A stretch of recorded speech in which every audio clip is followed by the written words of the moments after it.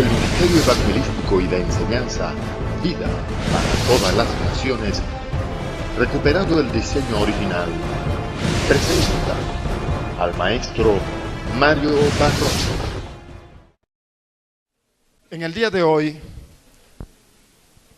hemos venido a este quinto encuentro que Dios nos ha permitido tener como escuela de formación ministerial y en el que vamos a estar compartiendo la cuarta enseñanza de esta materia que hemos titulado Cristología.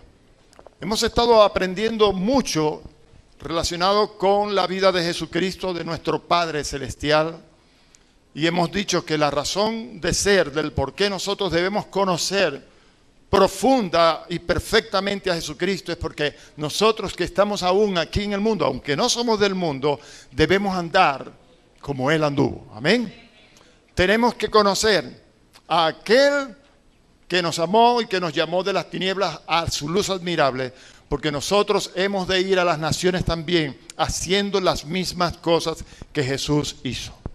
Concluimos en la enseñanza anterior diciendo que el Señor Jesucristo fue el único hombre que cumplió aquí en la tierra como ministro los tres oficios ministeriales que existieron en la antigüedad. Es el único que fue profeta, y no estamos hablando de cualquier profeta, sino del profeta de Dios. Y decíamos que como profeta de Dios, Él trajo la palabra de Dios a nosotros. Él dio a conocer a Dios. A Dios nadie le vio jamás. El unigénito Hijo de Dios, Él le ha dado a conocer. Jesús dijo, lo que mi Padre habló, eso es lo que yo hablo también. Yo hago las obras que mi Padre me dio para que hiciese. Amén. Entonces, hemos recibido enseñanzas que nos dicen de cómo fue la vida de aquel profeta que Dios envió para enseñarnos todo acerca del Padre. Y conocemos el Padre gracias a Jesucristo o a través de Jesucristo. Amén. Tenemos un reto y es que ahora nosotros somos la continuidad del ministerio de Jesucristo aquí en la tierra. Somos el ministerio de Jesucristo. El ministerio que hemos recibido no es mío, no es suyo, es el ministerio de Cristo. Somos el cuerpo de Cristo. Él es la cabeza y es quien da órdenes. Él es quien dirige al cuerpo como Él quiere, conforme a la necesidad que haya. Así que todos nosotros, como cuerpo, como iglesia, nos movemos en la dirección que el Espíritu de Dios nos trae o nos da. Amén. Así que el profeta nos ha permitido a nosotros conocer al Padre. Jesucristo el profeta. Pero el otro ministerio que Jesucristo desempeñó como hombre aquí en la tierra fue el de sacerdote. Y como sacerdote, Él ahora nos llevó a la presencia del Padre. Amén. Él no solamente trajo el conocimiento del Padre a nosotros, sino que ahora Él nos lleva a nosotros ante la presencia del Padre. Recuerden que nosotros estábamos enemistados con Dios por causa del pecado, por causa de la muerte. Pero ya esa enemistad fue quitada de en medio. Ahora nosotros tenemos comunión íntima con nuestro Dios, con nuestro Padre Celestial ahora. Aleluya. Sí, Señor. Y aunque estuvimos hablando acerca del sacerdocio de Jesucristo, hoy vamos a tocar algunas cositas que quedaron pendientes y vamos a continuar hablando acerca del tercer ministerio que Jesucristo desempeña y seguirá desempeñando por toda la eternidad, que es el de Rey. Amén. Jesucristo el Rey. Pueden abrir sus guías, los que la tienen, en la página 10, ¿ok? Y vamos a continuar allí. Acerca de Jesucristo como sacerdote, hemos dicho que Él, como sacerdote, ofreció un sacrificio único, suficiente, por causa de la culpa que había no solamente en el pueblo de Israel, sino por el mundo. Juan el Bautista declaró que Jesucristo es el Cordero de Dios que quita el pecado del mundo. Y hemos dicho que los sacerdotes que existieron en la antigüedad, allá en el tabernáculo, en el desierto, igual que en el templo del Salomón, etcétera, ofrecían todos los años sacrificios y sacrificios que solamente podían cubrir por un tiempo el pecado del pueblo. Y hablábamos de que no es lo mismo cubrir el pecado del pueblo que quitarlo. Jesucristo quitó definitivamente y para siempre esa naturaleza de pecado y de muerte que había en todos nosotros, el género humano. Esa naturaleza de pecado y de muerte ya no existe más para nosotros. Tal vez alguno se preguntará, pero bueno, ¿y por qué todavía hay en nosotros esa inclinación a cometer el mal? ¿Por qué todavía tendemos a hacer aquello que no agrada a Dios? No porque usted tenga la naturaleza del pecado y de la muerte, pues ya esa no existe en usted.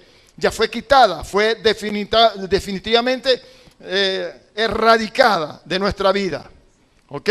El mundo fue perdonado del pecado original que nos condujo, que nos trajo a esta situación. Lo único que el mundo necesita ahora es venir ante Jesús diciéndole: Señor, creo que tú eres mi Salvador. Y ya es salvo. Pero mientras no lo hagan, por no creer en Jesús, siguen en condenación.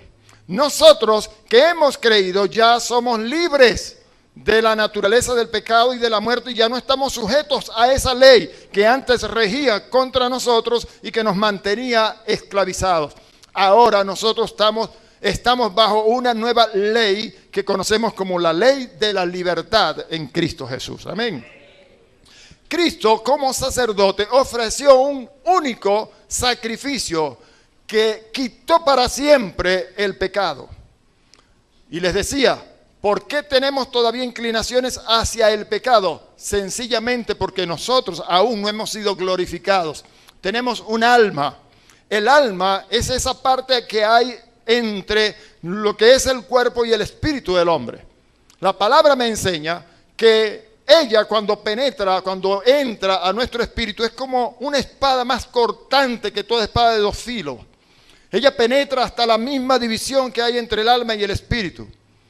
Y corta, discierne las intenciones y los deseos del corazón, etc. Cuando la palabra entra, ella está haciendo un merismo, está quitando de nosotros cosas que aún quedan en el alma. ¿Por qué? En el espíritu ya no hay tal cosa. El espíritu ya ha nacido de nuevo, es santo, es justo, es eterno, tiene la vida misma de Dios, amén. En nuestro espíritu nosotros somos participantes ya de la naturaleza divina. Pero en el alma todavía hay secuelas, todavía hay costumbres de la vida pasada que hay que quitar. Y eso es precisamente lo que hace la palabra cuando entra a nuestro corazón. La palabra corta y saca lo que no sirve. Amén. Entonces Jesús, como sacerdote, ofreció un único y suficiente sacrificio para lograr que en nosotros el pecado no reinara más. Amén. Cometemos pecado, pero no porque somos pecadores. Cometemos pecados porque hay secuelas en el alma que nosotros tenemos que ir sacando, ir quitando. Y en la medida en que vamos madurando, en la medida que vamos creciendo en Cristo, esas cosas irán pasando de nuestras vidas. Gloria al nombre del Señor. Entonces, Él ofreció una vida limpia, pura, sin mancha, sin arruga, que fue la suya. El Cordero de Dios, el Cordero que Dios aportó para nuestra salvación. Él mismo, como sacerdote, aportó o llevó en sacrificio a ese Cordero. Ahora, ese Cordero se dio en sacrificio sustitutorio por nosotros y ya nosotros, gracias al Señor, no debemos o no tenemos por qué venir todos los años como hacían los antiguos sacerdotes a ofrecer más sacrificios por el pecado, pues ya ese solo sacrificio fue suficiente para siempre. Amén. Gloria al nombre del Señor. Entonces, como sacerdote, Él nos presenta ante Dios y dice: mira, Padre, estos que han creído en mí, ahora son libres de aquella naturaleza del pecado. Ya ellos no pertenecen a las tinieblas de este siglo. Ya ellos no son esclavos del pecado y de la muerte. Ya ellos no son hijos de Satanás. Ya ellos no tienen la naturaleza de Satanás. Ellos ahora son tus hijos, ellos ahora son reino de la luz, ellos ahora son una nueva naturaleza, esa naturaleza que tú has creado en ellas, que tiene tu imagen y tu semejanza. Amén. Entonces, él está como sacerdote ante la presencia de Dios, siempre ofreciendo alabanzas, gloria y honor a Dios por causa de nosotros. Amén. Jesús es un mediador entre Dios y los hombres. Estuvimos explicando eso. Y nosotros ahora, como hijos, tenemos el privilegio que no tienen los hombres de este mundo, el cual es poder entrar a la presencia misma del Padre con entera libertad y confianza, sin necesidad de que este mediador esté siempre allí intercediendo para ver si nos dan una colita para entrar ante su presencia. Decíamos y explicábamos que ahora como hijos ya tenemos libre entrada al palacio real de gobierno de nuestro Padre. Nosotros podemos acceder a su presencia con toda libertad y con toda confianza. Pero el mundo necesita ese mediador. Bueno, Jesucristo sigue siendo el mediador entre Dios y los hombres. Jesucristo sigue llamando al mundo para que se reconcilien con Dios. Gracias a Dios, como Pablo escribe a los Corintios, nosotros estamos en este mundo como si Dios rogase por medio de nosotros, que somos el ministerio de Cristo, reconciliaos con Dios. Amén. Como si Dios rogase por medio de nosotros, reconciliaos con Dios. Muy bien, Cristo entonces como sacerdote ofreció un sacrificio a Dios para los hombres, no para la iglesia. Nosotros ahora la iglesia somos otra cosa, somos un pueblo aparte, un pueblo escogido, un real sacerdocio, somos una nación santa. Amén, nosotros somos reyes, somos sacerdotes, somos señores y todo eso, pero el mundo todavía necesita conocer al mediador. Para eso estamos nosotros aquí. No somos del mundo, pero estamos en el mundo, porque tenemos que continuar llamando al mundo a Cristo para que se reconcilien con Dios, ¿sí? Entonces, hay algunas cosas que yo les pedí en la enseñanza anterior que estudiaran. ¿Lo hicieron? ¿Sí? Que estudiaran los textos bíblicos allí señalados, porque allí va a conocer más profundamente lo que hemos querido enseñar. No voy a leer los textos bíblicos, pues ese es un trabajo que se los dejé a ustedes. Pero en este sacrificio nosotros podemos encontrar que Jesús hizo estas cosas que vamos a señalar brevemente. Se ofreció a sí mismo. Eso está en Efesios 5, versículo 2. Obtuvo eterna redención para los creyentes. Eterna redención. Yo en esto he tenido mucho conflicto con mucha gente que se ha encargado de predicarle a la iglesia que la salvación que nosotros hemos recibido de Cristo está condicionada a que nunca pequemos, cosa que es imposible, porque Juan escribe, el amado del Señor, en su primera carta, que el que dice que no peca es un mentiroso y quiere hacer mentiroso a Dios. Todos pecamos y por eso tenemos un abogado ante la presencia del Padre que interceda por nosotros. Abogado tenemos para con el Padre. Lo único que tenemos que hacer cuando cometemos pecado es venir ante su presencia, reconocer que hemos fallado y la sangre de Jesucristo nos limpia de todo pecado. Ahora yo entiendo que recibimos eterna redención. ¿Sí? Ahora por eterno yo entiendo claramente algo que no tiene fin, algo que dura para siempre. Hay un dicho por allí coloquial que dice: el que da y luego quita, la mano se le engarabita. ¿Lo han escuchado?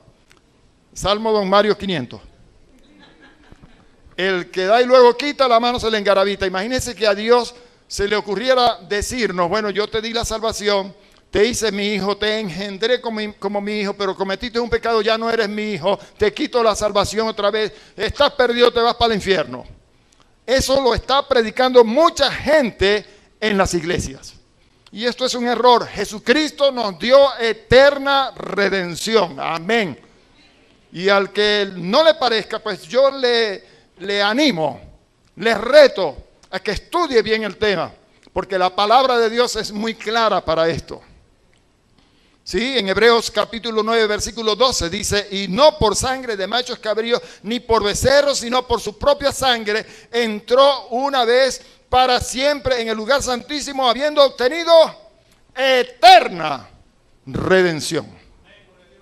Yo no sé si ustedes entienden lo que es eterna redención. Lo que sí entiendo es que, bueno, dentro de esta redención, si nosotros alguna vez nos deslizamos, y ya hemos explicado en anteriores enseñanzas, que nosotros tenemos un enemigo que está siempre tratando de meternos zancadillas, el que está tratando de herir en el calcañar a la simiente de la mujer, ¿sí? Pero sabemos que Él ya venció, está a la diestra del poder de Dios en las alturas. Aquí está su cuerpo y esas zancadillas se están metiendo al cuerpo. Y Él siempre está tratando de hacernos caer, pero ya hemos dicho, poderoso es el Señor para hacernos estar firmes. Nosotros, gracias a Dios, tenemos de nuestra parte a Dios. Yo les invito a que ustedes estudien bien el capítulo 8 del libro de Romanos. Dice que ni lo alto, ni lo profundo, ni lo presente, ni lo porvenir, ni ninguna otra cosa criada nos podrá separar del amor de Dios que es en Cristo Jesús. ¿Qué nos podrá separar a nosotros del amor de Dios en Cristo Jesús? No hay cosa, no hay nada, ni arriba ni abajo, ninguna cosa creada que nos pueda separar a nosotros del amor de Dios que es en Cristo Jesús. Por supuesto, estamos en esta vida haciendo el trabajo, esforzándonos en conocerle cada día más y más y más, con el propósito de parecernos más y más y más a Él.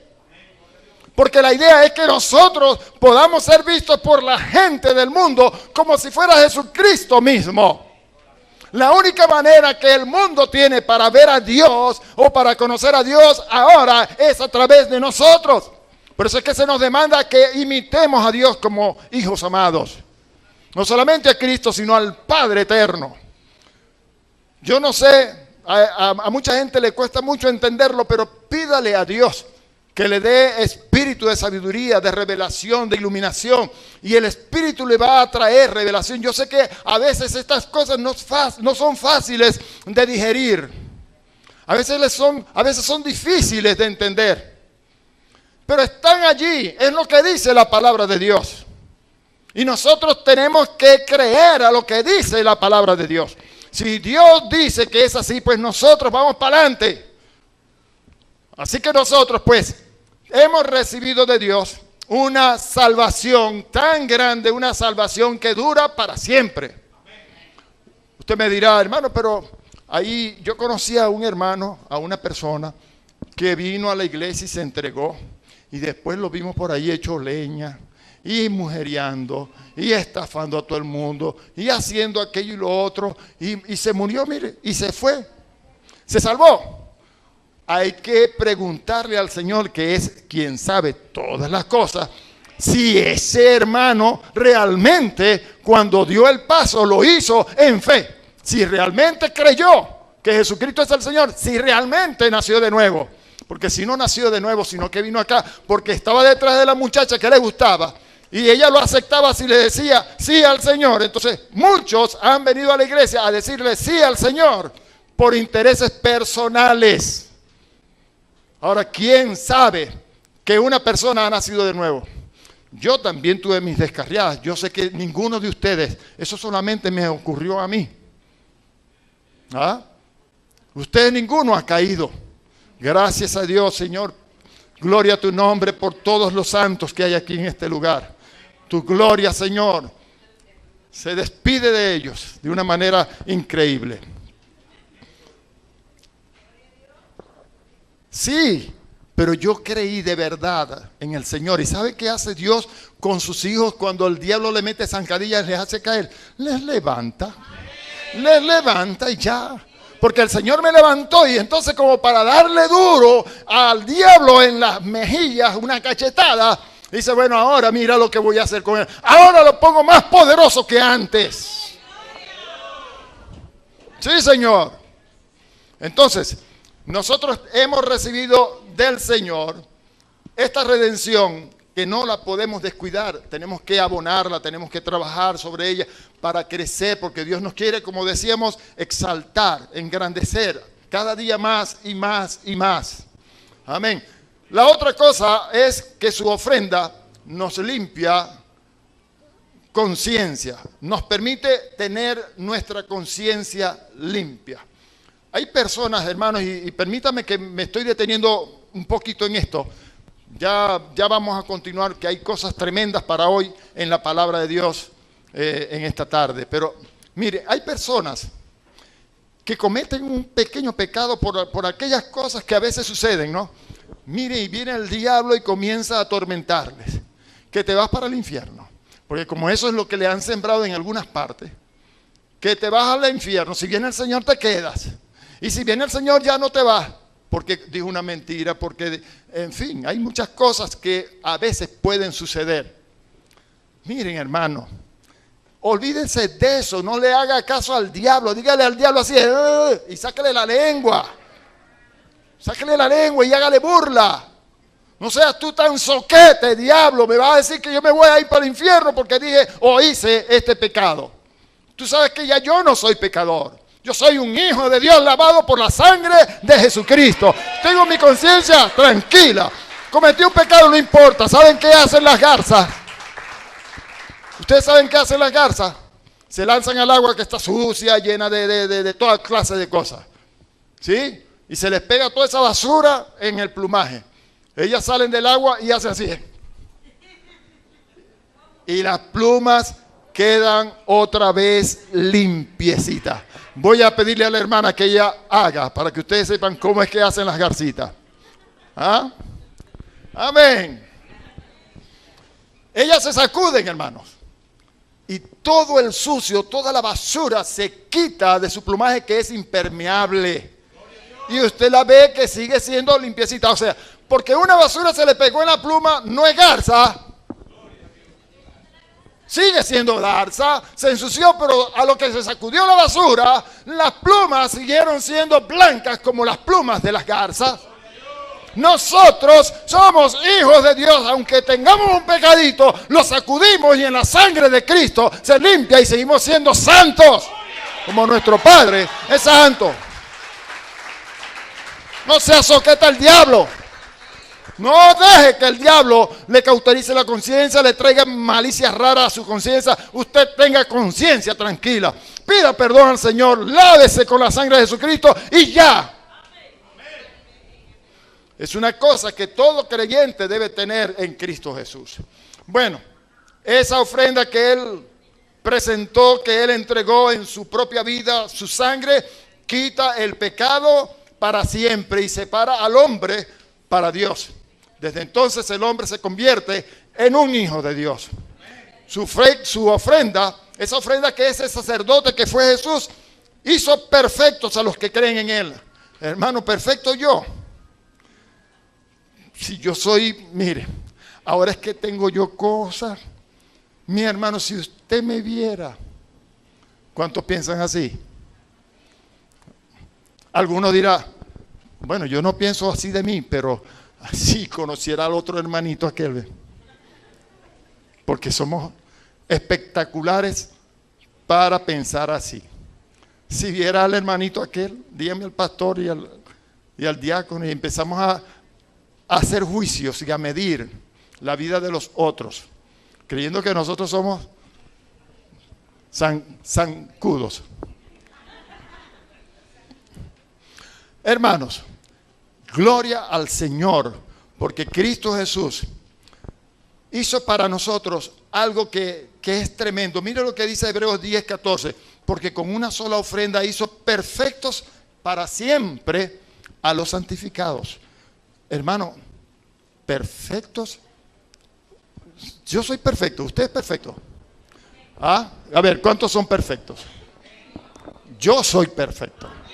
Aún cometo errores. Cuando me pego un martillazo en un dedo, le saco al diablo lo que haya que sacarle, pero le doy gloria a Dios también. Hermanos, nosotros todavía estamos viviendo en un cuerpo de carne. Tenemos un alma que viene contaminada con secuelas de nuestra vida anterior. Estamos trabajando en ella para salvarla. Tenemos que salvar nuestra alma, como dice Santiago 1:21.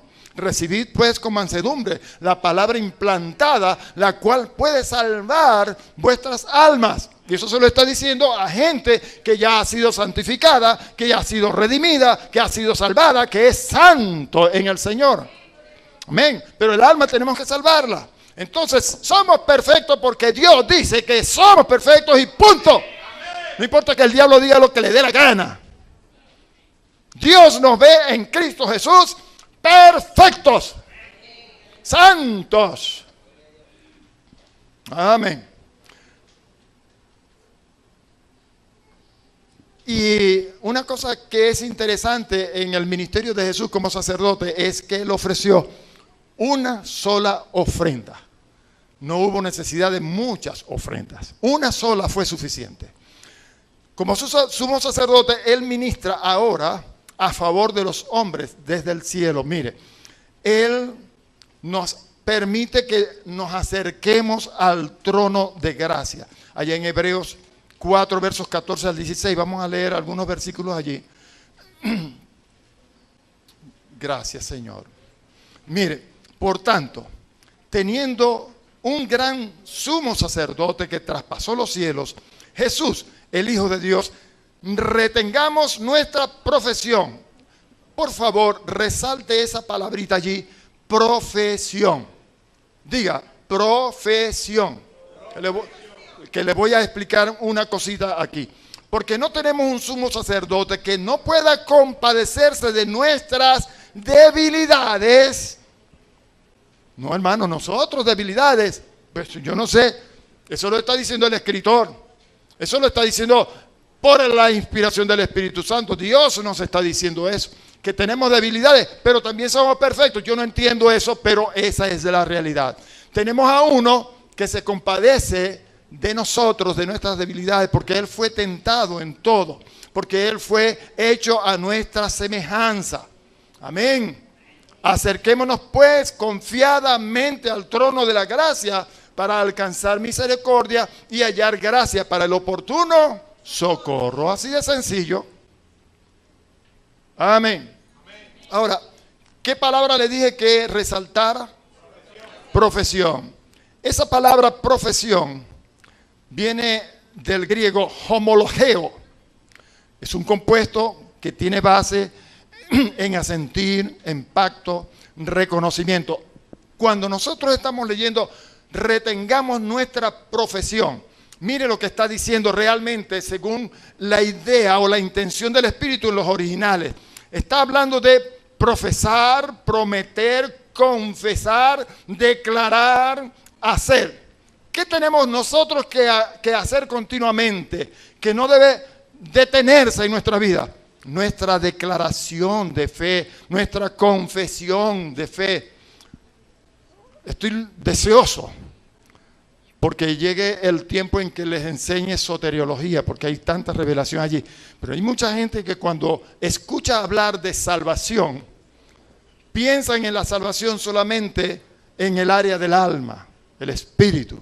Somos salvos del alma, pero esa salvación que el Señor nos dio implica un paquete que va más allá de la salvación del alma, del espíritu.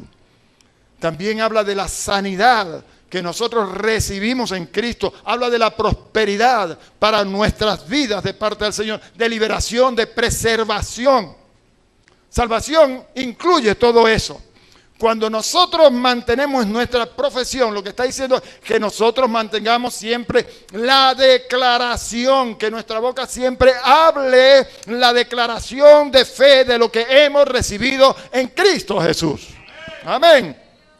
Entonces, en Romanos 10, versículos 8 al 10, dice, más, ¿qué dice? Cerca de ti está la palabra en tu boca y en tu corazón. Que si confesares... ¿Usted ve?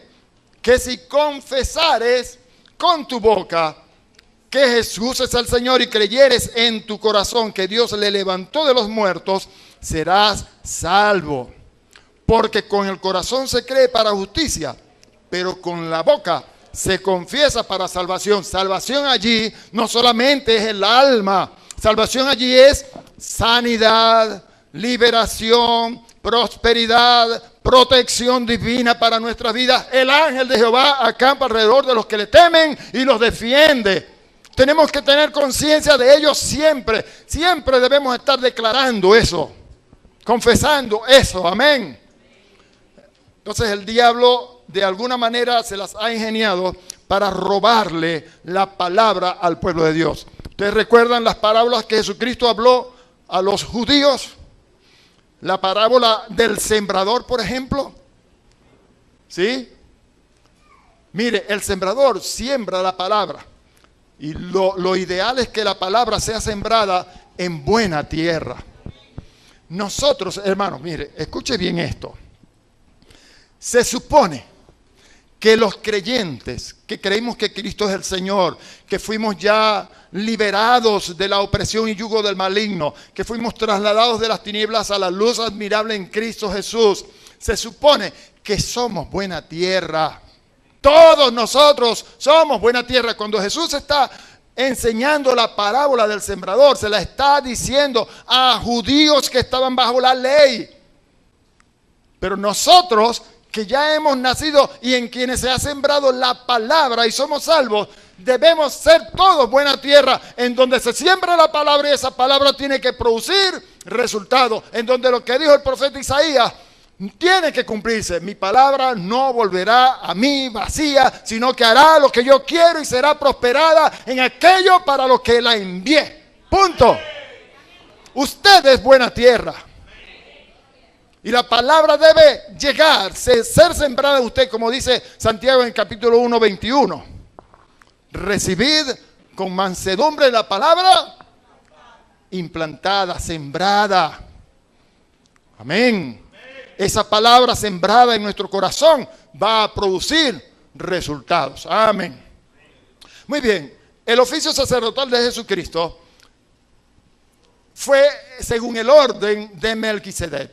Su obra sacerdotal pasada fue un sacrificio que produjo la salvación, pero su obra sacerdotal presente en la actualidad es de intercesión intercesora. Miren, el diablo nosotros no desconocemos, no ignoramos sus maquinaciones, pero el diablo siempre está ante la presencia del Padre acusándonos. Siempre está tratando de acusarnos, de sembrar cizaña, ¿sí? Pero gracias a Dios por Jesucristo, quien está a la diestra del poder de Dios en las alturas, al lado del Padre, y cuando el diablo viene y dice, mira Mario, ¿viste lo que hizo Mario? ¿Ah? Se comió una mandarina y no le dio a... Cualquiera cosa, imagínese usted. Cualquiera cosa, Jesucristo es nuestro intercesor. Padre, yo di mi sangre por él. Yo di mi sangre por él. Nosotros tenemos allá a uno que nos defiende en todo momento. No importa lo que el diablo... Mire, si hicimos, si no hicimos, si dejamos de hacer, no importa. El Señor Jesucristo está allí, a nuestro favor. Esa es su obra sacerdotal en la actualidad, en el presente. Amén. Bien, vamos a entrar entonces a otra etapa del ministerio de Cristo aquí en la tierra y en la actualidad. Como rey, estamos ahora en la página 11, ¿verdad? ¿Qué hace un rey? ¿Qué hace un rey? Gobierna, ¿verdad? Gobierna todas las naciones. Mire, la obra o ministerio de un rey, en otras cosas, entre otras cosas, es la de dominar, controlar, gobernar y por supuesto reinar. Y en la Biblia encontramos a muchos reyes que reinaron bien y otros desaprobados. Hemos visto que Cristo fue profeta, sacerdote, pero ahora nos preguntamos, ¿es Jesucristo rey? Sí, Él es rey. Vamos a saber por la palabra por qué Jesucristo es rey. No me voy a detener mucho en esto, quiero avanzar. Sí, quiero avanzar. Y para eso, gracias a Dios, ustedes son como los hermanos de Berea, ustedes son gente que se meten y estudian y escudriñan ¿Verdad que sí lo están haciendo, verdad? Sí lo están haciendo, ¿no? Ok. Entonces, vamos a ver algunos versículos que confirman la realidad de que la persona de nuestro Señor, como lo que en la persona de nuestro, vamos a verlo como quien realmente es Él. Él es el Rey de reyes y Señor de señores. Hemos dicho que un rey está para gobernar, para dominar, ¿sí? Para reinar. Pero vamos a ver aquí en esto que Él es Rey de reyes. Lo que quiere decir es que nosotros, como su cuerpo, tenemos que aprender a reinar, ¿sí? A ejercer dominio, señorío, a ejercer gobierno. Muchas de las cosas que estamos viviendo nosotros en este mundo es por causa de que no nos hemos levantado como los reyes que somos y no hemos sabido dominar sobre las fuerzas antagónicas de las tinieblas. Amén.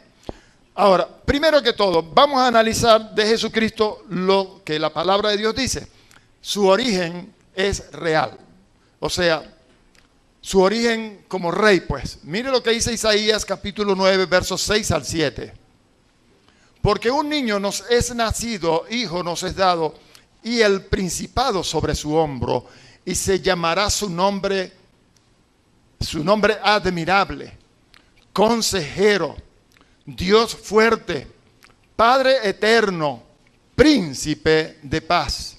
Su origen real cumplido en el tiempo, Lucas dice en el capítulo 1, versículos 31 al 33.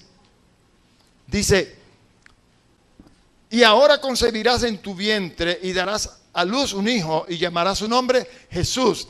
Este será grande y será llamado Hijo del Altísimo, y al Señor Dios le dará el trono de David, su padre, y reinará sobre la casa de Jacob para siempre, y su reino no tendrá fin. Así que tenemos entonces en Cristo Jesús a uno que la palabra de Dios dice es rey. Su origen es rey, es anunciado como rey para el futuro cuando Él apareciera. Amén. Su origen real es también anunciado en la cruz del Calvario. ¿Qué colocaron allí en la parte alta de la cruz cuando le crucificaron? Rey de los judíos. O sea, hay muchas señales, evidencias que dicen que Jesucristo es rey. Ahora, vamos a verle en su ministerio o función como rey, ¿ok? Como rey, entendemos Él es la cabeza sobre todas las cosas. ¿Cuándo? Ahora y mañana. Él es la cabeza. Cuando nosotros leemos la cabeza en las Escrituras, entiéndase, estamos hablando de aquel que tiene la autoridad. La cabeza es el que tiene la autoridad. Cuando decimos cabeza de la casa, estamos diciendo el hombre es quien tiene la autoridad en la casa. Y luego le sigue su mujer. Amén. Hay algunas hermanas que estaban pensando, un momentico, hermano, está equivocado. En la casa mando yo. A ver, ¿cuántas casas hay aquí que las hermanas son las que mandan? Porque no tiene al marido. Amén. En esos casos, ok. Amén. Bien. Él es cabeza, o sea, el rey, el que tiene la autoridad sobre todas las cosas. ¿Cuándo? Ahora. Miren lo que dice Efesios capítulo 1, versículos 20 al 23. La cual operó en Cristo, resucitándole de los muertos y sentándole a su diestra en los lugares celestiales, sobre todo principado y autoridad y poder y señorío y sobre todo nombre que se nombra, no solo en este siglo, sino también en el venidero. Y sometió todas las cosas bajo sus pies y lo dio por cabeza sobre todas las cosas a la iglesia, la cual es su cuerpo, la plenitud de aquel que todo lo llena en todo. Hay algo aquí que mucha gente todavía no entiende, no ve en las Escrituras. Pero usted se dio cuenta de lo que leímos allí en el último versículo. que la iglesia es la plenitud de aquel que todo lo llena en todo.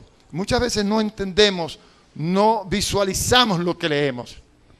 Miren, si hay algo que nosotros la iglesia debe saber es lo siguiente. Jesús lo llena todo, ¿verdad? Jesús lo llena todo. Él es el que lo llena todo. Pero hay una sola cosa que llena a Jesús. Somos nosotros. Nosotros somos la plenitud que llena a Jesús. Nosotros le llenamos a Él. Y qué interesante es saber que a Él, el Padre nos dio a Jesús como la cabeza para nosotros, la iglesia, que lo llenamos a Él. Si hay algo por la que Cristo vive y vivirá por los siglos, es por nosotros. Amén. Entonces, Él como cabeza, como rey, aquí hay algo que aunque ya lo mencionamos anteriormente, quisiera retomarlo brevemente y seguir adelante. Hemos dicho que la cabeza es el centro de ¿qué cosa? Desde donde se dirigen todas las acciones del cuerpo. La cabeza es la que ejerce dominio, es la que ejerce autoridad, ¿verdad? Si somos el cuerpo de Jesucristo, la iglesia es el cuerpo de Jesucristo, Él es la cabeza.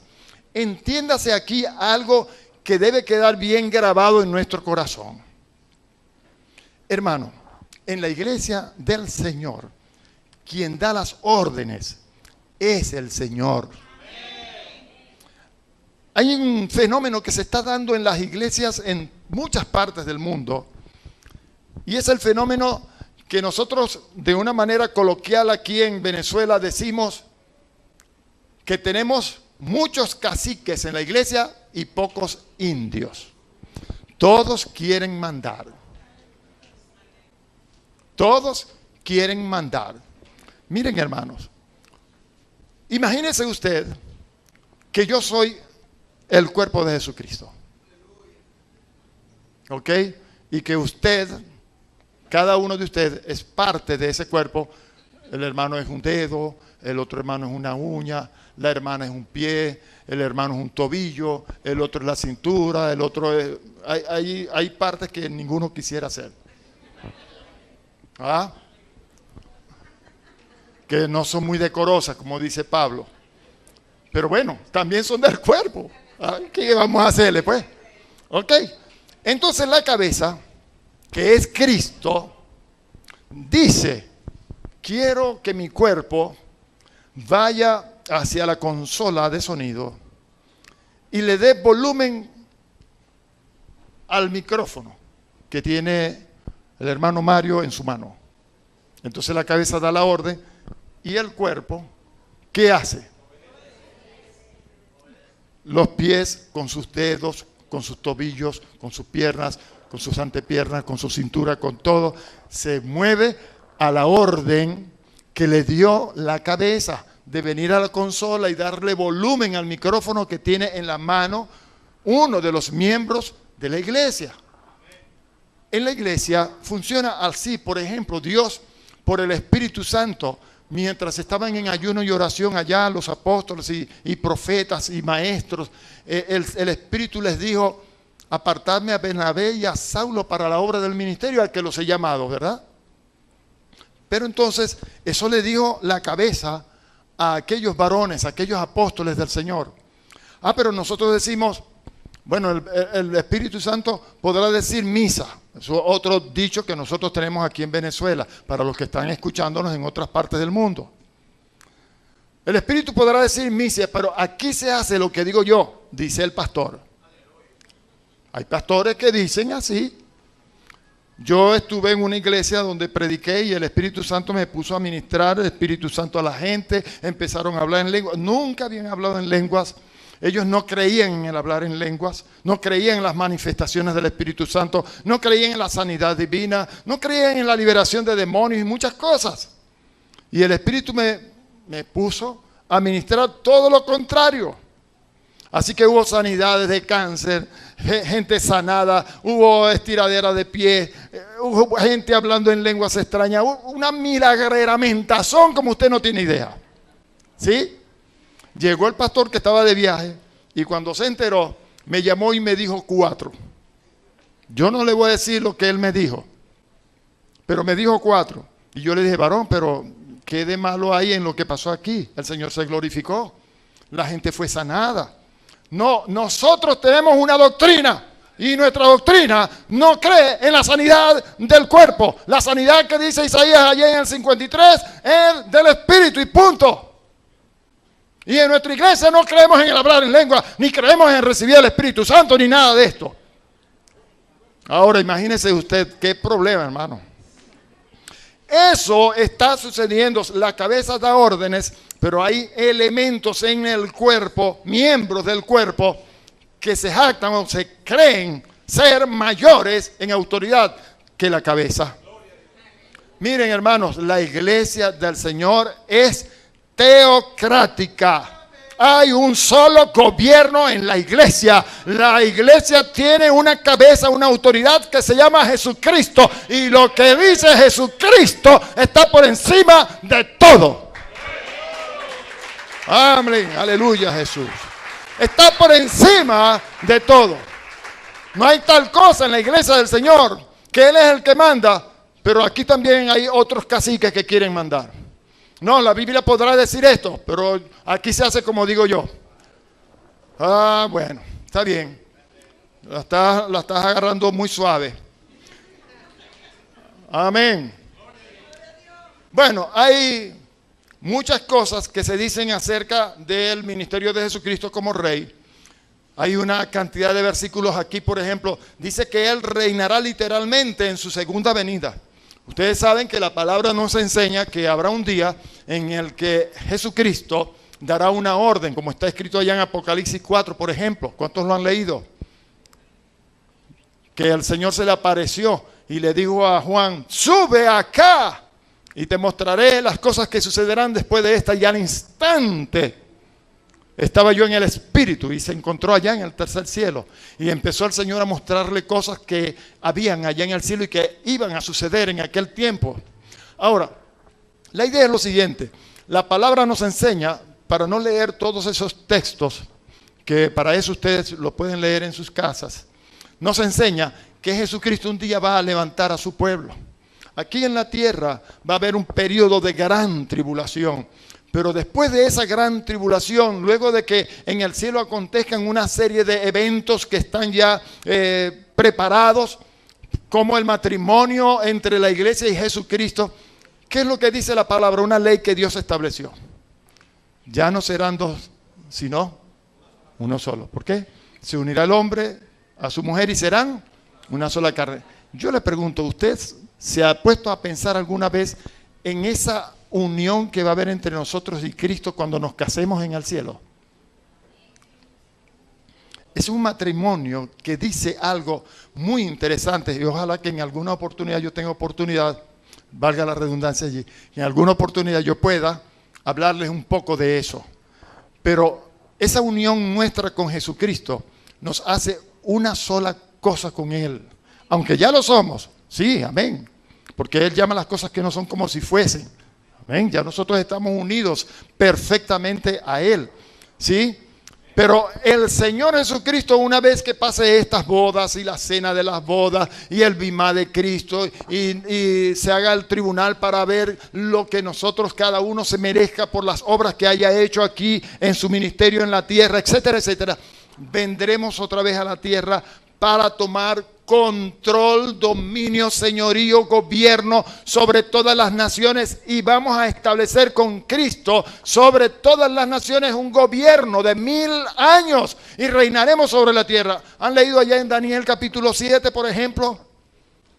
Les animo a que lean Daniel capítulo 7, creo que versos 13 en adelante. 13 en adelante. Yo creo que lo tengo por aquí. Miren. Daniel 7, mire lo que dice.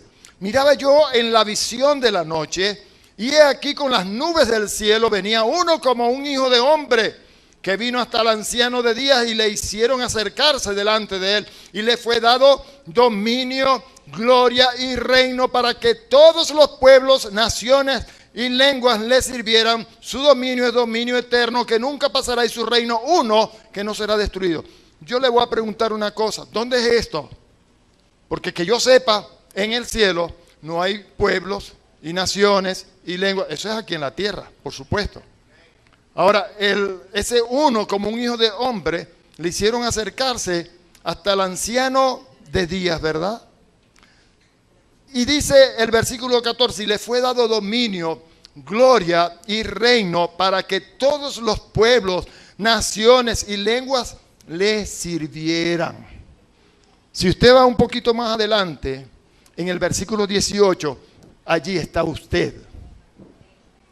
Pero les aconsejo que lea todo el pasaje. Después del acto donde el rey de reyes va a ser juramentado, va a ser ungido como el rey sobre todas las naciones y todo eso, ¿quién es el que puede ungir como rey sobre todas las naciones a Jesucristo? El Padre. Amén. Dicen que a él le hicieron acercarse hacia donde estaba el anciano de días. Miren, hermanos, por primera vez vamos a ver el trono del Padre asentado aquí sobre la tierra, para que todos los pueblos y naciones del mundo le vean en el momento en que Él va a proceder a ungir al Santo de los Santos para ser el Rey sobre todas las naciones. Ahora, nosotros estamos allí porque hay tronos, también muchos tronos allí, juntamente con Él. Pero en el 18, mire lo que dice: después recibirán el reino los santos del Altísimo. ¿Hay quiénes serán esos? Diga yo, aleluya. Denle un fuerte aplauso, aleluya. Y poseerán el reino hasta el siglo eternamente y para siempre. Gloria a Dios. Amén. Terminemos con esto entonces para que tengamos un breve receso. Ahora, hay testimonios que nos dicen que Jesucristo es Rey. En el pasado, ahora en el presente, Él está reinando sobre la iglesia. Somos nosotros la iglesia la que está siendo gobernada por Jesús, no por los hombres. Así que cuando usted esté en una iglesia que no sea gobernada por Jesús, me voy a meter en problemas yo, pastor. Si usted está en una iglesia donde el Señor Jesucristo, a través de su palabra, no es quien gobierna, sino que la gobiernan los hombres por encima de la palabra, no haciéndole caso a lo que dice Dios, salga corriendo de allí, váyase para otra iglesia, donde Cristo sea el que gobierne. ¿Qué hace usted allí en una iglesia donde Cristo no es el que gobierna?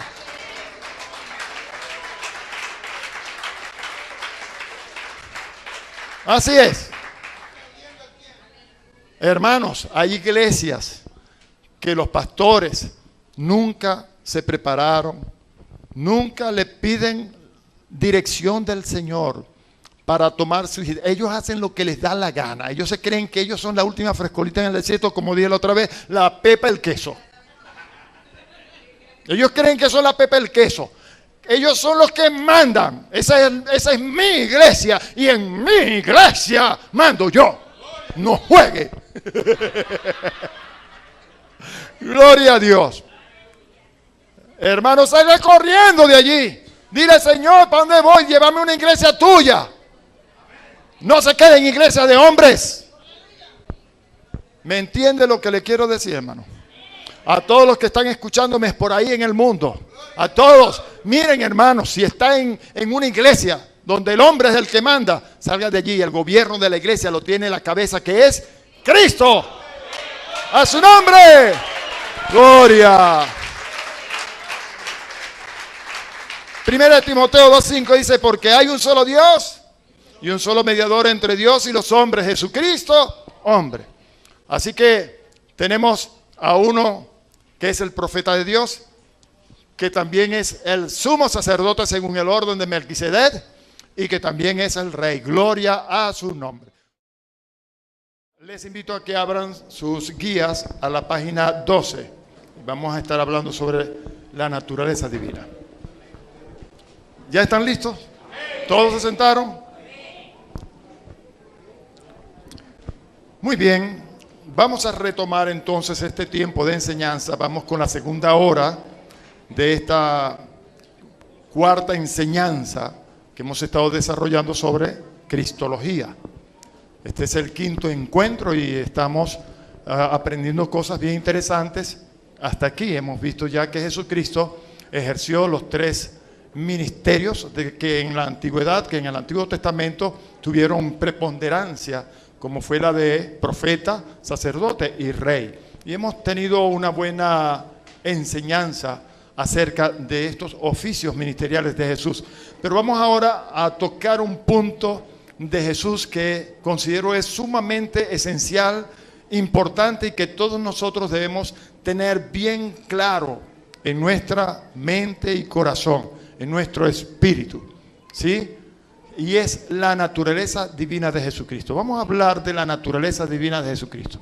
Ya estuvimos hablando de que Él, siendo Dios, no estimó el ser igual a Dios como cosa a que aferrarse, sino que se despojó, tomando forma de siervo, haciéndose semejante a los seres humanos, a los siervos. ¿Ok? Pero ahora vamos a estar analizando un poco profundamente, o un poco más profundamente, lo que tiene que ver con la naturaleza divina de Jesús.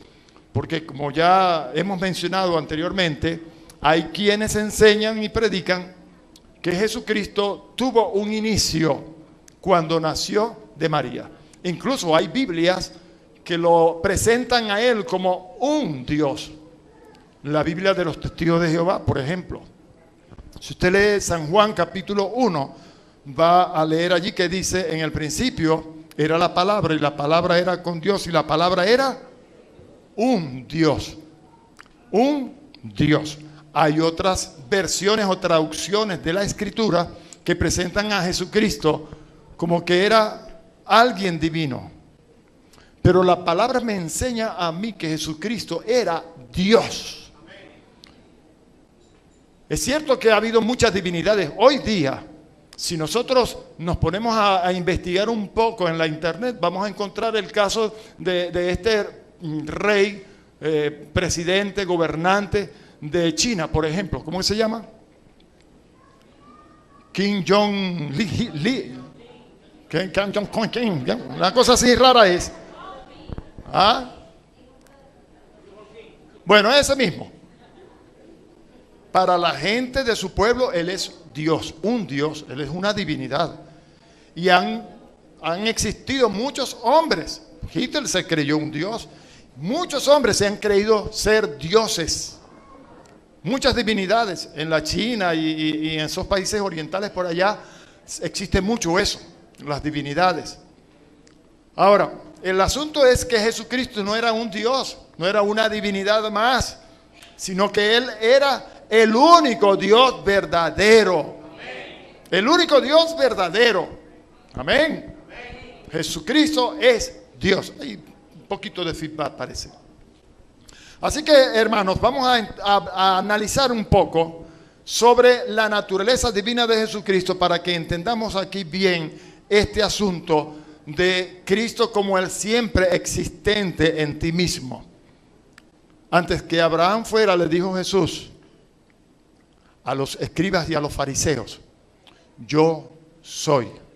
Antes de que Abraham fuese.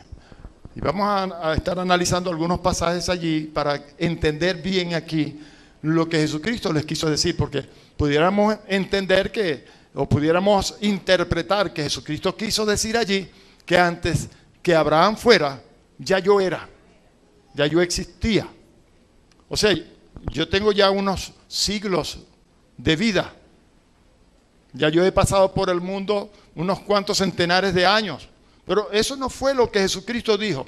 Antes que Abraham fuese, yo soy. Ahora, cuando nosotros estudiamos el yo soy en las Escrituras, en los originales, entendemos que está hablando de alguien que dice, yo soy el existente en sí mismo, el que siempre ha existido. No tiene principio de días ni fin de ellos. Amén. Jesús era en el principio con Dios y Él era Dios. Vamos a leer allá en Hebreos capítulo 13, el versículo 8. Ese texto es el el texto lema de la Iglesia Cuadrangular en todo el mundo.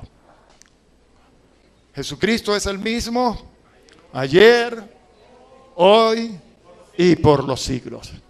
Ahora, cuando nosotros leemos ayer, no se trata de que Él era el mismo cuando nació de María, porque hay quienes predican la doctrina de Calvino, los calvinistas, que precisamente es lo que enseña la iglesia de los testigos de Jehová, y lo que interpretan ellos por un Dios en sus escrituras o en sus escritos.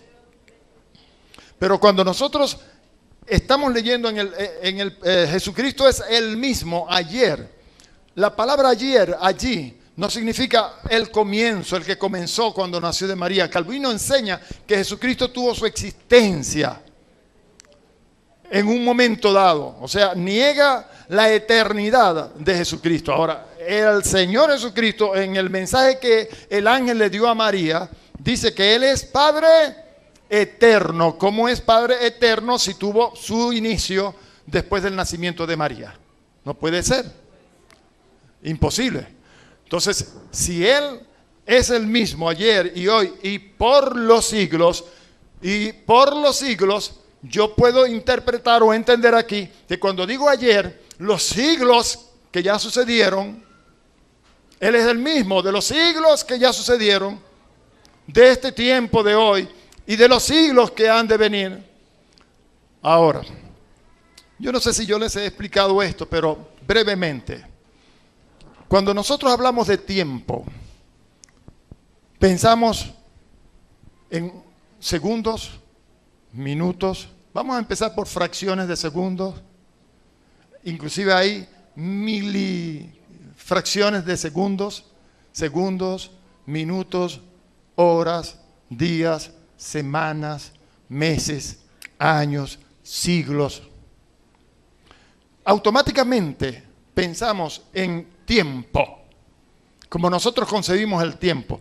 Déjeme decirle una cosa. En la creación, el tiempo fue una cosa que Dios creó para este tipo de vida que nosotros íbamos a llevar en este mundo como seres terrenales. Pero en el mundo de Dios, en la dimensión de Dios, en lo que es la esfera de lo celestial, el tiempo como nosotros lo concebimos no existe. Esto que nosotros tenemos como tiempo, comenzamos clases a las 5 de la tarde, terminamos a las 7. Eso allá no existe, hermano. Eso pertenece al cronos, que es algo que Dios creó para nosotros, para nuestra existencia, para nuestra vida terrenal, ¿sí? Pero allá no existe este tipo de tiempo. Allá no hay tiempo. Dice que para el Señor un día es como 1000 años y 1000 años como un día. En el mundo espiritual, en el mundo de Dios, no existe espacio ni tiempo. Dios puede hoy hablarnos del ayer, como si lo estuviera viendo aquí mismo. Y Él puede hablarnos de siglos por venir, hoy, como si lo estuviera viendo en el presente. Dios vive en un eterno presente. Yo no entiendo muy bien esto, y yo sé que usted tampoco lo entenderá. Para nosotros será muy difícil comprender eso. El kairos de Dios, el tiempo de Dios, es una línea que no sabemos dónde comienza ni dónde termina. No hay un comienzo en esa línea y no hay un final en aquella otra punta. Pensemos en el tiempo espiritual como una espiral. Una espiral, pero esa espiral nunca termina de llegar al final. Y nunca lo vamos a encontrar allá donde comenzó. Ahora, Él es el mismo de los siglos y de los siglos, por la eternidad pasada y por los siglos de la eternidad futura. Eternidad no habla de tiempo como nosotros lo concebimos. Que quede eso bien claro en nosotros. Amén. Porque eso nos va a permitir a nosotros entender mucho mejor cuando llegue su tiempo de enseñanza sobre los dones del Espíritu Santo, por ejemplo, cuando Dios nos dé revelación de cosas o palabra de ciencia o conocimiento, por ejemplo, Cuando Dios comienza a revelarnos cosas o vengan profecías predictivas y cosas así. El tiempo de Dios es otra cosa. Dios todo lo ve como un eterno presente. En la mente de Dios ya nosotros existíamos, ya Él nos conocía, ya hasta el último cabello para los que le quedan de su cabeza estaba contado. ¿Sí?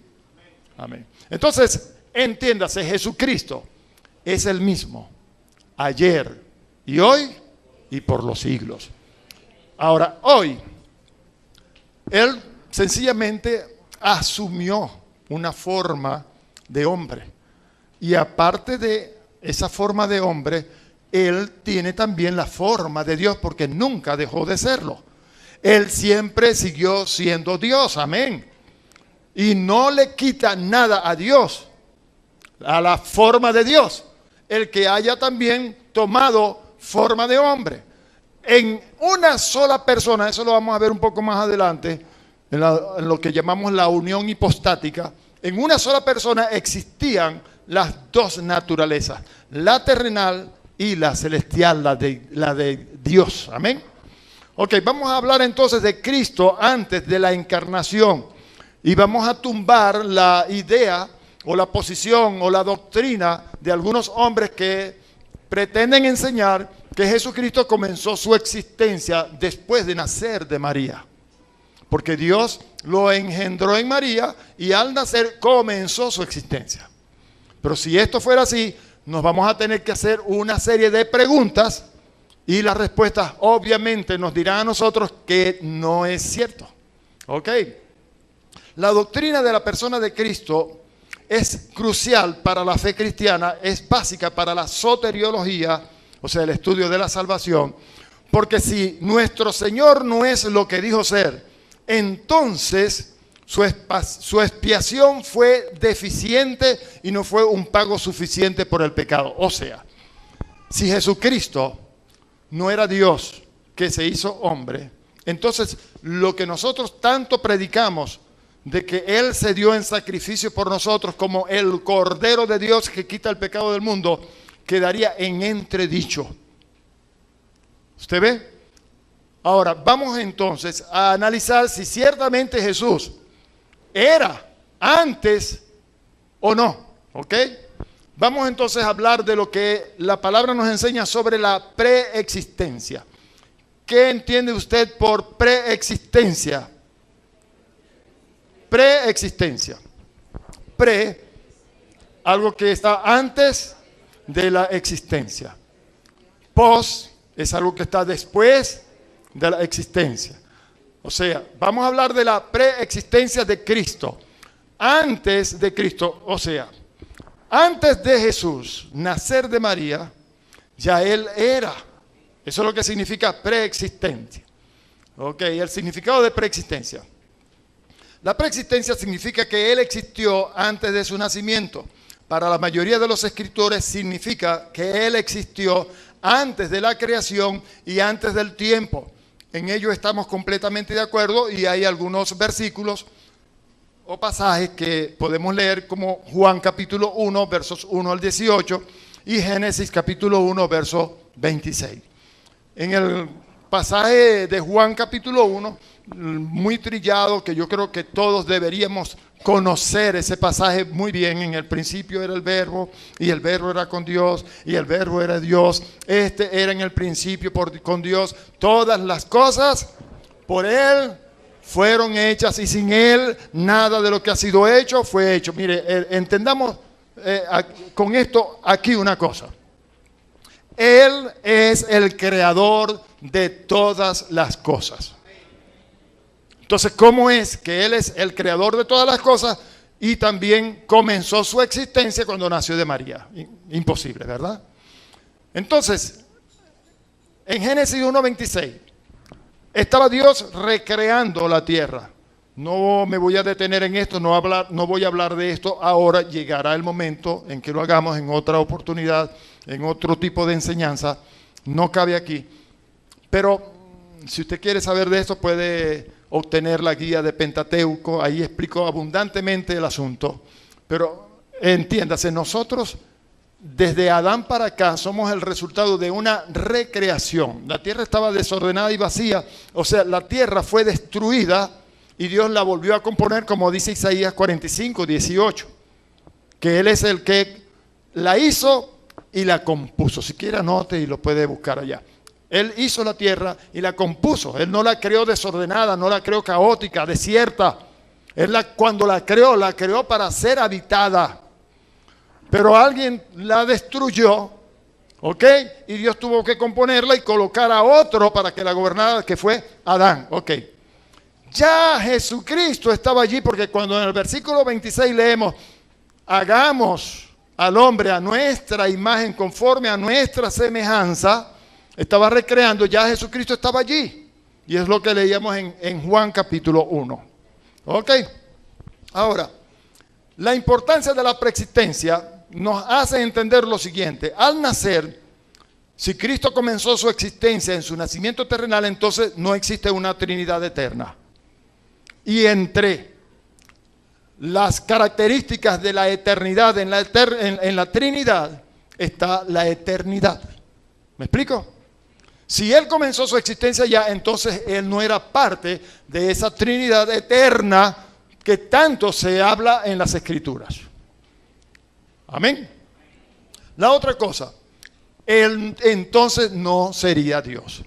En Filipenses capítulo 2 nosotros leemos que Él no estimó el ser igual a Dios como cosa a que aferrarse, sino que se despojó, se vació, la kenosis.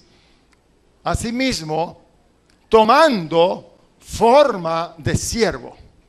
Entonces Jesús no sería Dios si Él comenzó su existencia cuando nació de María. ¿Ok? Ahora, la otra cosa que nosotros tenemos que analizar o pensar aquí es que tremendo mentiroso sería Jesucristo si esto hubiese sido así. Él sería un gran mentiroso. Y todos nosotros nos estamos engañando. Todos nosotros estamos creyendo que somos salvos, que somos hijos de Dios, que pajaritos preñados y todas esas cosas, cuando Jesucristo era un mentiroso que nos cayó a coba a todos nosotros. Si Él en realidad hubiera nacido de una mujer y allí comenzado su existencia. Pero la Biblia no nos enseña esto. Eso lo enseñan algunos hombres que son tapados. Hermanos, hay hombres que están enseñando cosas que están totalmente al margen. Yo no sé si es que nunca han leído la Biblia, no la han meditado, pero es que en tantas partes la palabra del Señor nos enseña que Jesucristo ya existía mucho antes de nacer de María. Ok, mire, la palabra me enseña a mí allá en Juan 14, versículo 6, que Él es el camino y la verdad y la vida. Él es la verdad. Jesucristo no es un mentiroso. Si Él dice que Él es Dios, amén, entonces Él no es uno que comenzó su existencia cuando nació de María. Él, cuando vino a nacer en María, ya existía antes de toda la creación. Punto. Ahora, hay en Lucas capítulo 20, versículo 21, una palabra aquí que quiero leerla. Ok. Y le preguntaron diciendo, Maestro, sabemos que dices y enseñas rectamente y que no haces acepción de personas, sino que enseñas el camino de Dios con verdad. ¿Qué fue lo que Jesucristo enseñó, pues?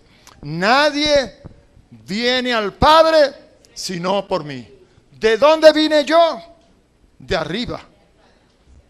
Dice que Pablo cuando escribe a los Efesios en el capítulo 4, en el versículo 8, dice que subiendo a lo alto llevó cautiva la cautividad y dio dones a los hombres. Y eso de que subió, ¿qué es? Sino que también había bajado primeramente a las partes más bajas de la tierra. Pero gracias a Dios que Jesucristo no nos cayó a coba. No nos cayó a mentira. Él no es mentiroso. Él es la verdad. Y todo lo que Él enseñó es la verdad. Miren, hermanos, si esto fuera verdad, nosotros no existiéramos ya. Esto de la iglesia, esto sería vano. ¿Y cómo explicar entonces que a través de nuestras vidas se hacen milagros, prodigios y señales? ¿Cómo explicar que la gente de pronto al escuchar un mensaje que predica algún hombre de Dios es tocada y tiene en su interior ese deseo de venir y humillarse ante su presencia para recibirle como el Rey soberano para su vida? ¿Cómo explicar tantas cosas? Bueno, sigamos adelante con esto.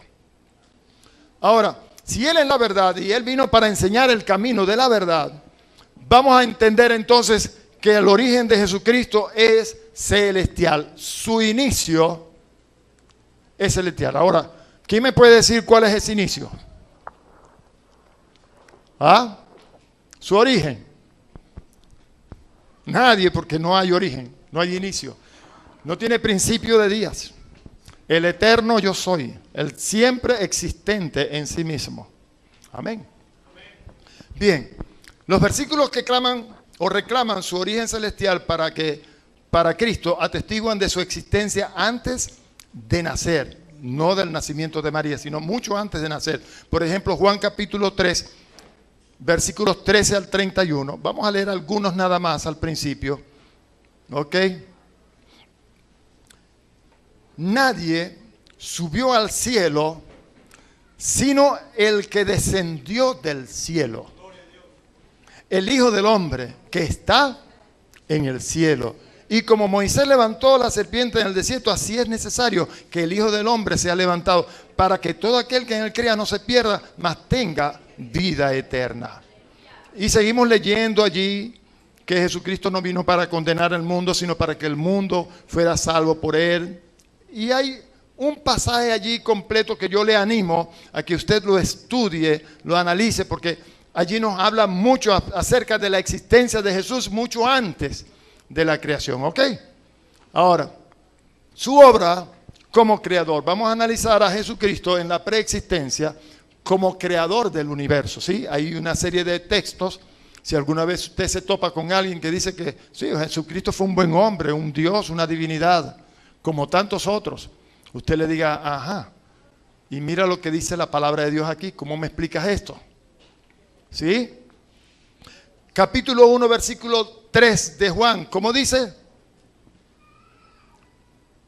Este era en el principio con Dios, todas las cosas por Él fueron hechas y sin Él, nada de lo que ha sido hecho fue hecho.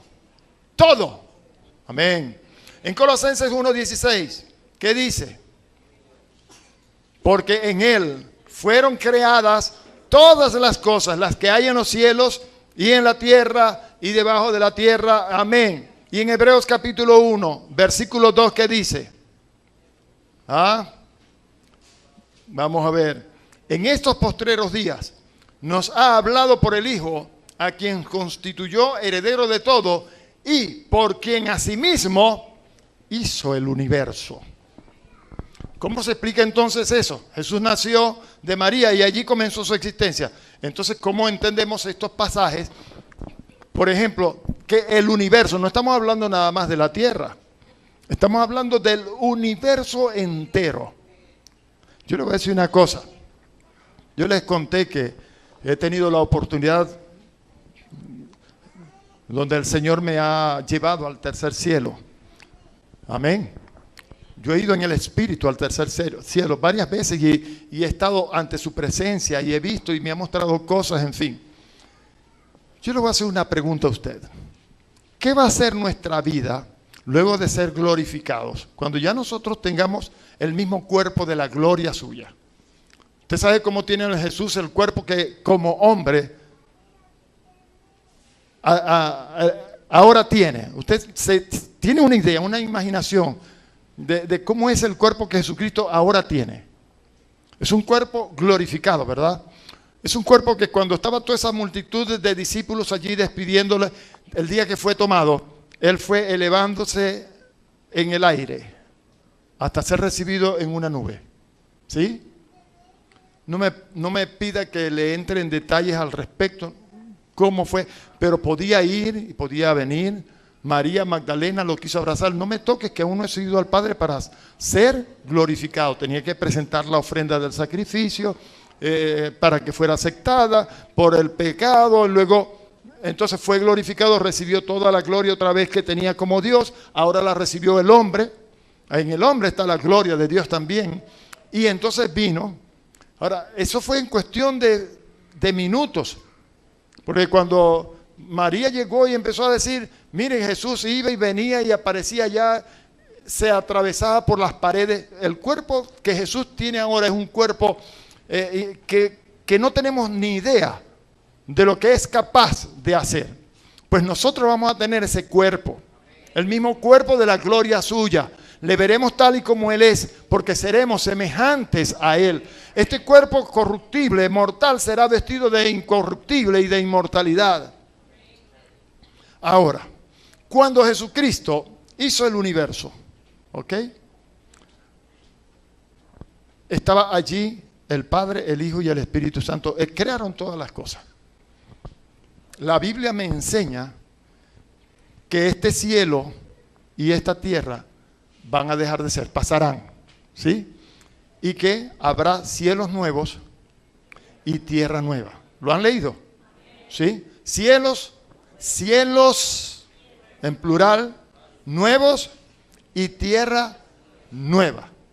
Ahora, ya nosotros estaremos en estado de gloria, pasó el milenio, ya vino el fuego del cielo, después que Satanás se levantó y quiso levantar las naciones en contra de Dios, el campamento de los santos y todo eso. Ok, vamos a crear ahora un nuevo universo. Yo le dije a Jesús, yo quiero estar allí creando contigo. ¿Estaremos nosotros en esa función cuando llegue ese tiempo de crear el nuevo universo, ahora perfecto, la nueva tierra? ¿Estaremos nosotros así participando? Pues vamos a ser semejantes a Él, con la misma gloria de Dios, teniendo los mismos atributos. Somos la esposa del Cordero, la reina. Hermano, ¿será que nosotros vamos a participar de esas cosas también? Preguntas, conjeturas. Yo me imagino, ¿será que sí? Pues a mí me gustaría decir palabras, ¡pum!, y ver que nacen galaxias. Si esto es inmensurable y es difícil de entenderlo, lo que es el vasto universo, ¿cómo será aquel nuevo universo que se creará nuevo ya sin estas imperfecciones que tenemos ahora? ¿Cuántos van a estar allí creando conmigo?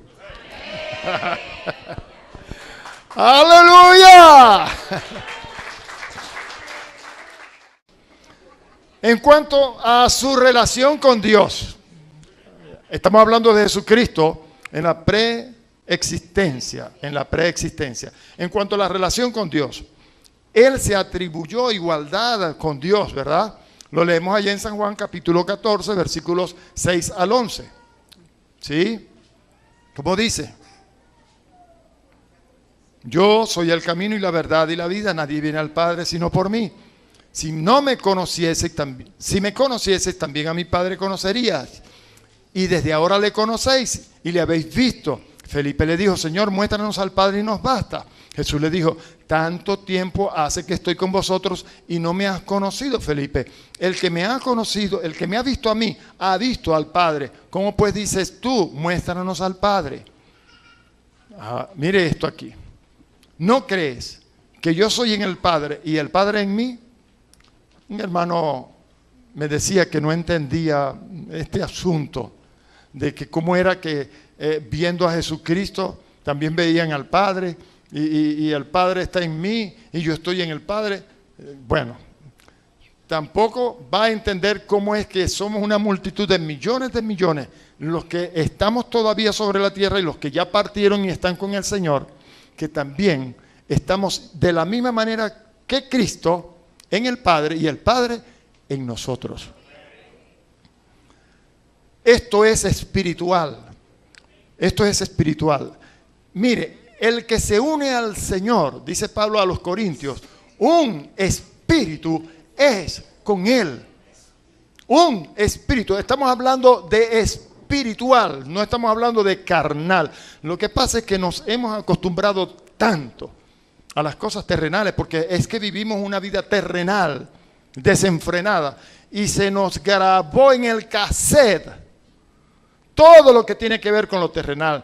Pero ya es tiempo, como decía en la enseñanza anterior, de que nosotros comencemos a desarrollar en nuestra vida visión espiritual, oído espiritual, porque somos espirituales, sobrenaturales.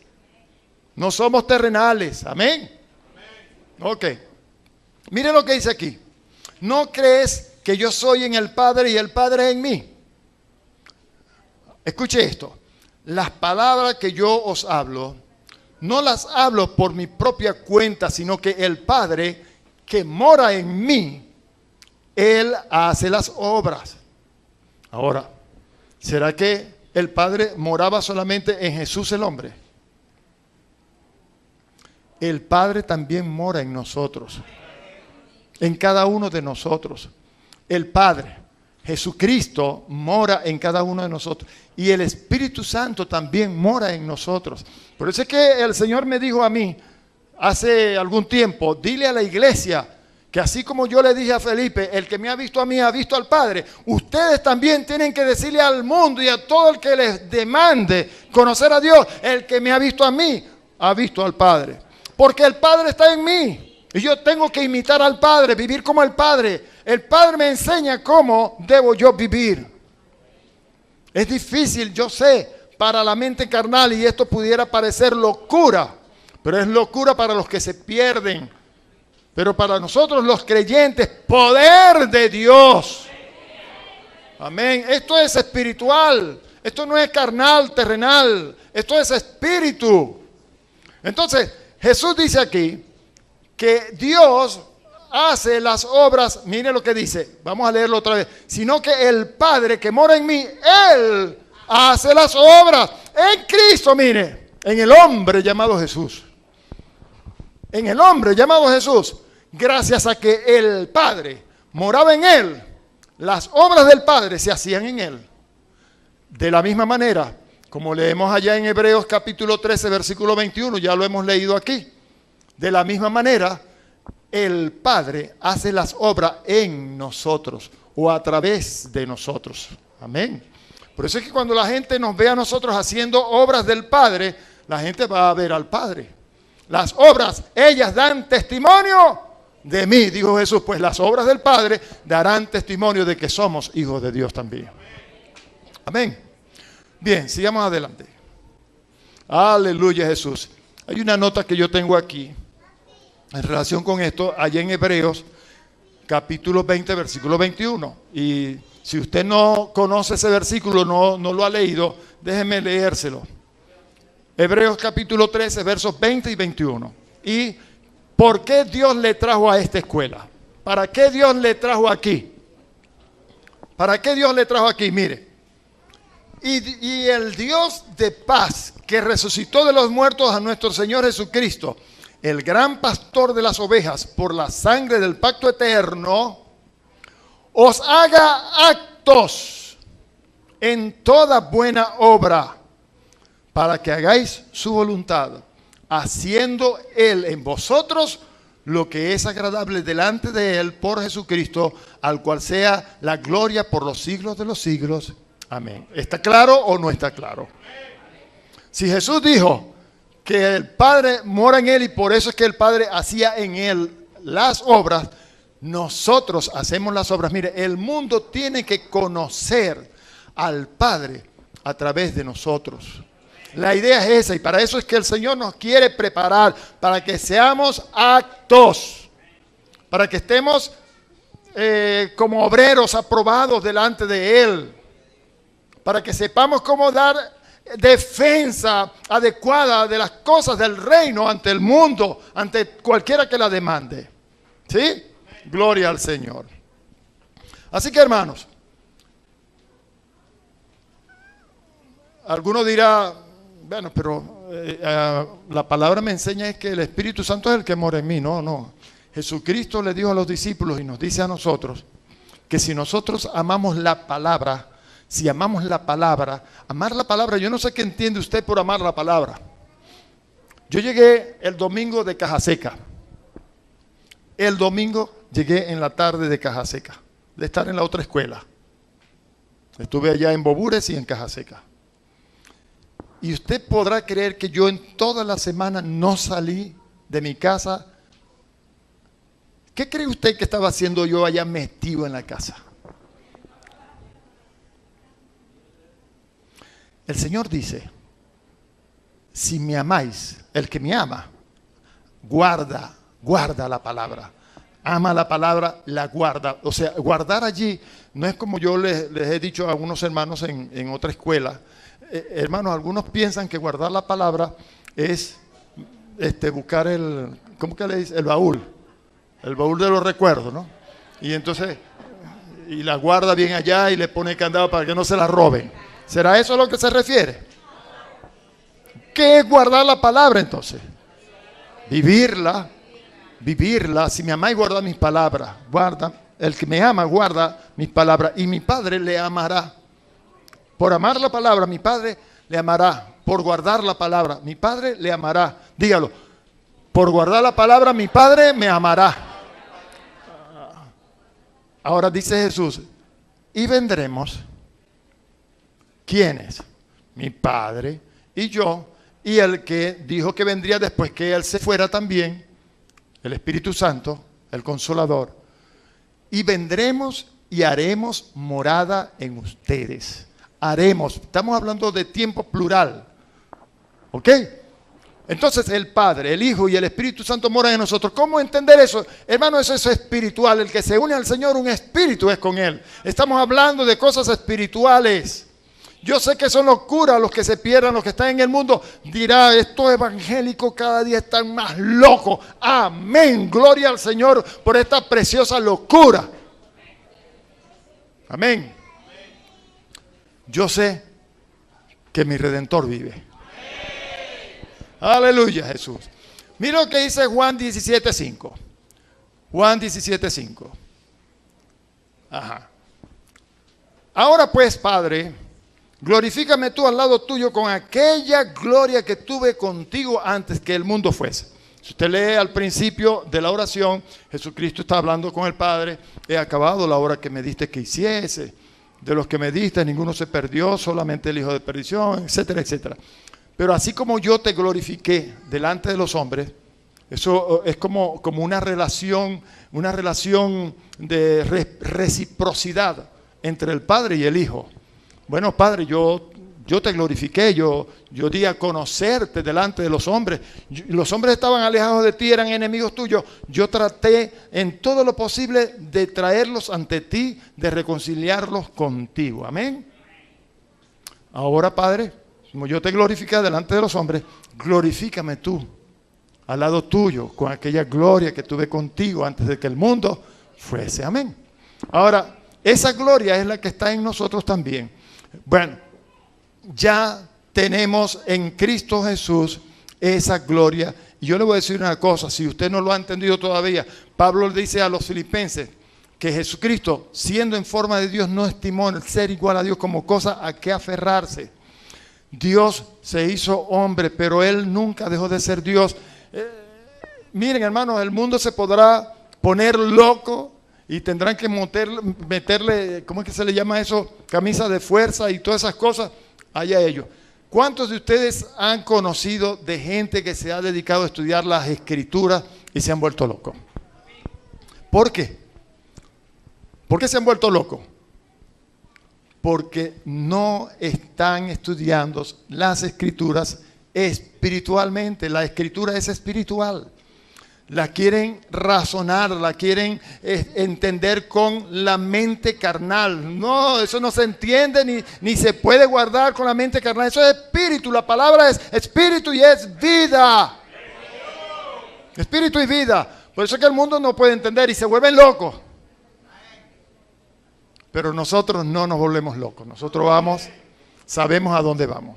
A lo mejor hoy no entendemos algunas cosas, pero en la medida en que vayamos avanzando iremos entendiendo. Dios nos irá dando crecimiento. Hay algunos de ustedes que están aquí en la escuela y estarán diciendo, caramba, yo voy comenzando y yo lo que estoy es loco con todo esto. No se apresure. Usted va a crecer más rápido que los viejos que estamos aquí. Usted va a crecer más rápido. Y Dios lo va a levantar poderoso en el Señor. Sí, Señor. Bien, sigamos adelante entonces. Estamos hablando de la preexistencia de Jesucristo. Hablemos de los atributos que tiene Dios, ¿ok? ¿Cuáles son los atributos que tiene Dios? La eternidad es una, ¿verdad? ¿Qué otra cosa encontramos nosotros como atributos de Dios? La omnipotencia, la omnipresencia, la omnisciencia.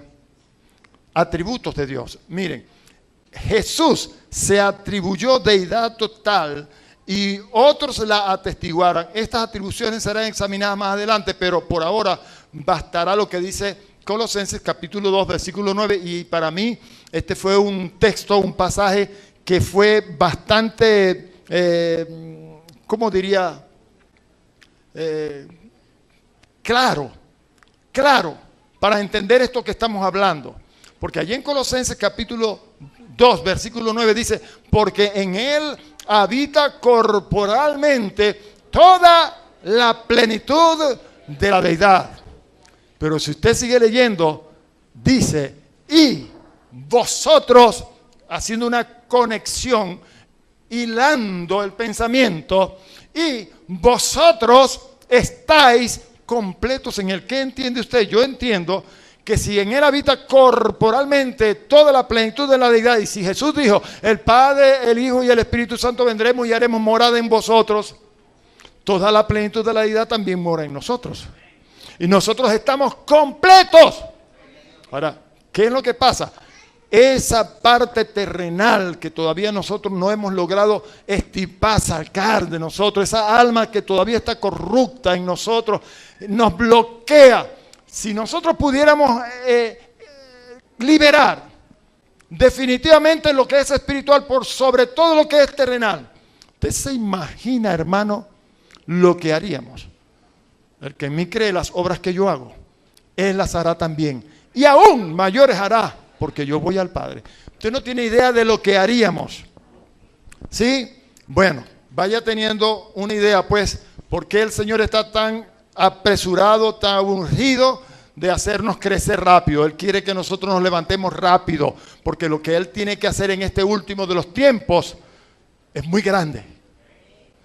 El mundo está gimiendo con dolores de parto, esperando la manifestación gloriosa de los hijos de Dios, esperando por usted y por mí. Amén. Bien, vamos a concluir esta parte de los atributos. Si en Jesús habita corporalmente toda la plenitud de la deidad, o no dice de una deidad, sino de la única deidad, de la deidad, toda la plenitud conlleva o contiene todo lo que es la deidad. Eso está claro. ¿Ok? Usted me dirá, miren hermanos, pero eso era con Jesús. Bueno, Jesús era un hombre mientras estuvo sobre la tierra. En un hombre estuvo toda la plenitud de la deidad. En un hombre. Pero yo no soy omnipotente, ni yo soy omnisciente, ni yo soy omnipresente, ni yo soy eterno. No, un momentico. Yo sí soy eterno, porque yo recibí vida eterna. Y aunque no tengo la plenitud de la omnisciencia, Dios me dio por el Espíritu el don de palabra de ciencia. Y la ciencia de Dios me es revelada muchas veces. Y conozco cosas que de ninguna manera conocería, a menos que Dios me las revelara. Parte de la ciencia de Dios se me revela. Y de la sabiduría de Dios también. ¿Y cuántos hombres de Dios han sido transpuestos? Felipe, un diácono de la iglesia, ¿no fue transpuesto después de que le habló al etíope eunuco? ¿Ah? ¿Y cuántos hombres de Dios han sido transpuestos? Yo he conocido muchos casos y estoy orando al Señor para que me permita a mí también vivir esta experiencia que me necesitan aquí, como no hay tiempo para andar en carritos y de pronto aparecía allá y Dios en este tiempo creo que lo puede hacer. Entonces también vamos a participar de un poco de esa omnipresencia del Señor. Y así, hermanos, usted ve, en nosotros por el Espíritu hay capacidades que solamente son espirituales y Dios las puede manifestar. Ay, el hermano Mario se volvió loco, yo me voy de esta escuela. ¿Cuántos se van de la escuela?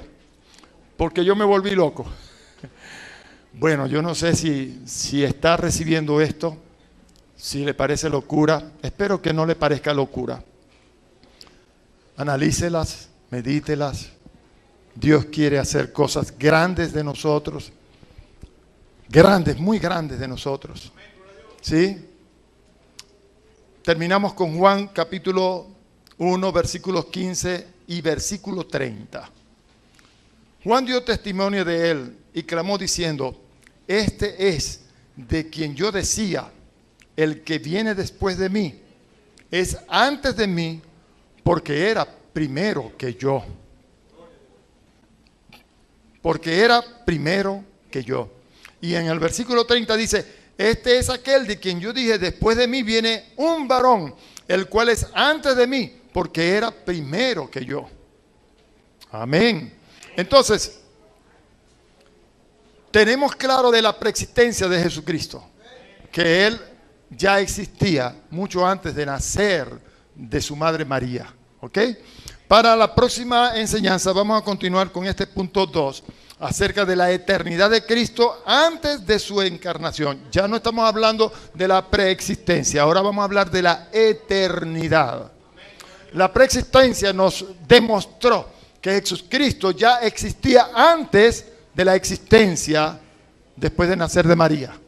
¿Ok? Ahora vamos a hablar de Jesucristo en su eternidad. ¿Ok? Y vamos a tratar de comprender esto mejor. Espero, hermanos, que usted le pida al Espíritu Santo de Dios que le dé espíritu de revelación, de sabiduría, que le ilumine. Yo sé que hay cosas que son difíciles tal vez. Espero que no estemos entrando en mucho mondongo con tropezón. ¿Ah? Yo sé que tal vez para algunos de ustedes es un poco fuerte, pero yo le aseguro una cosa, y escúcheme bien, yo le aseguro una cosa. Dentro de unos meses, después que usted esté escuchando palabra y palabra y entendiendo estas revelaciones, ya para usted estas cosas serán sencillas, claras, estarán como el agua delante de sus ojos. Ya usted hablará con la gente de estas cosas como alguien que lo domina. Tal vez ahora porque estamos comenzando y yo sé que es un poco difícil, pero si no arrancamos con las revelaciones de Dios, entonces nunca vamos a crecer. Queremos crecer. ¿Cuántos quieren crecer? Amén. Ese fuerte aplauso y ese amén bien fuerte para el Señor. Amén.